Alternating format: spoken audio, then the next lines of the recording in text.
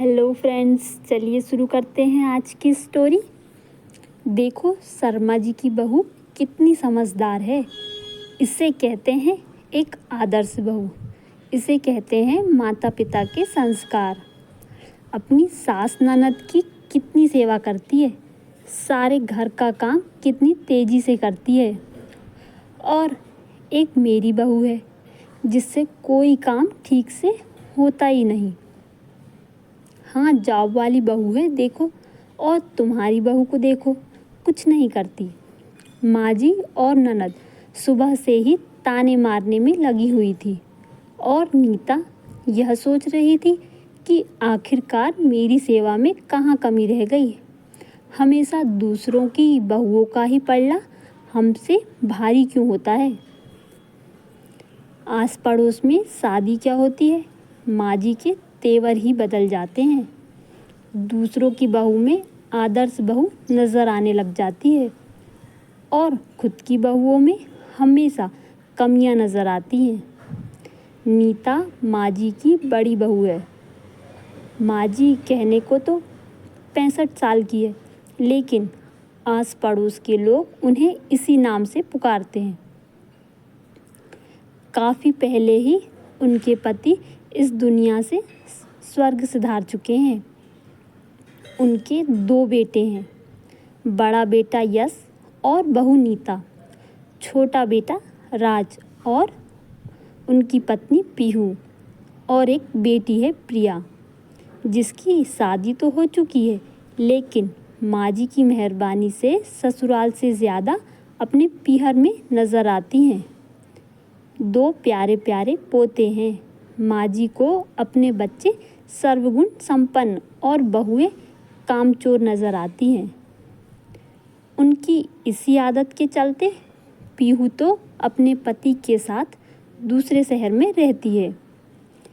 कभी कभी किसी तीज त्योहार पर आना होता है तो इस कान से सुनकर उस कान से निकाल कर चली जाती है।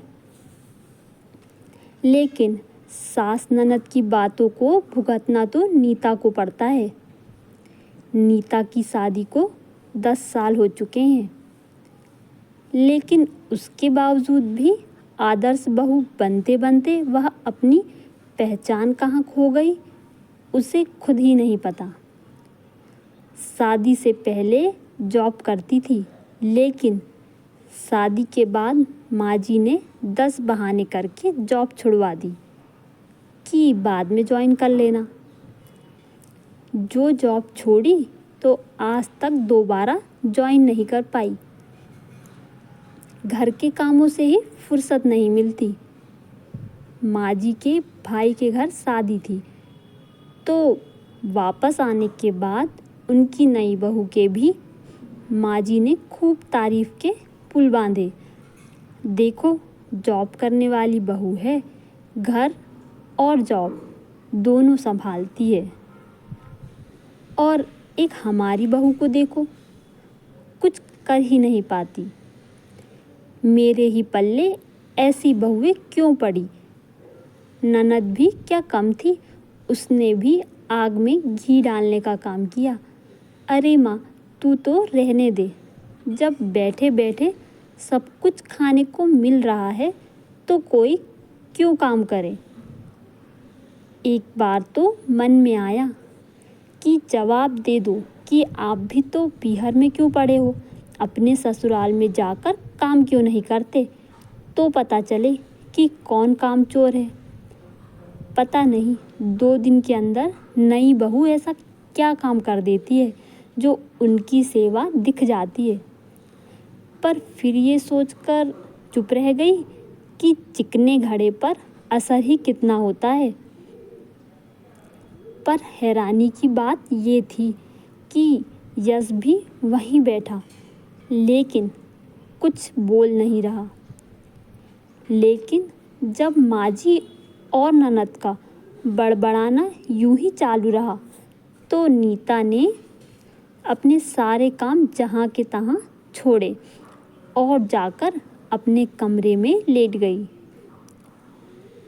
यह देखकर माँ जी और ननद दोनों एक बार तो चुप हुई।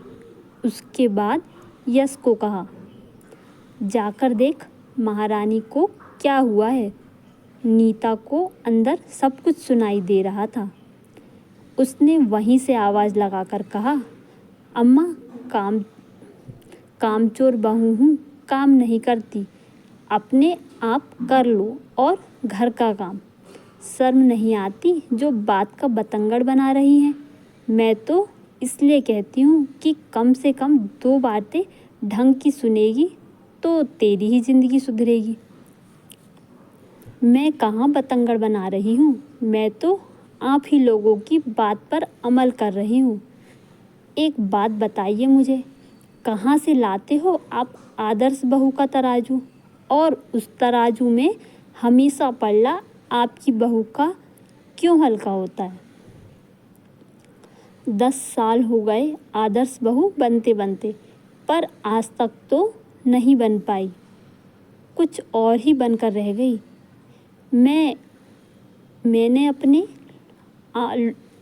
मैंने आप लोगों के लिए जॉब तक छोड़ा, अपना सुकून छोड़ करके आप लोगों को खुश करने में लगी रही, लेकिन कभी आदर्श बहू नहीं बन पाई।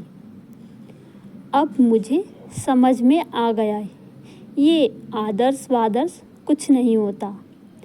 क्योंकि अगर आप आदर्श बहू होने का मतलब जानती ना, तो पहले अपनी बेटी को बनाती आदर्श बहू। ये सुनकर के माजी और ननद दोनों चुपचाप रह गई। पर आज नीता ने एक बात ज़रूर सीखी कि कुछ लोगों की आदत होती है, उनको आपका त्याग कभी नज़र नहीं आता।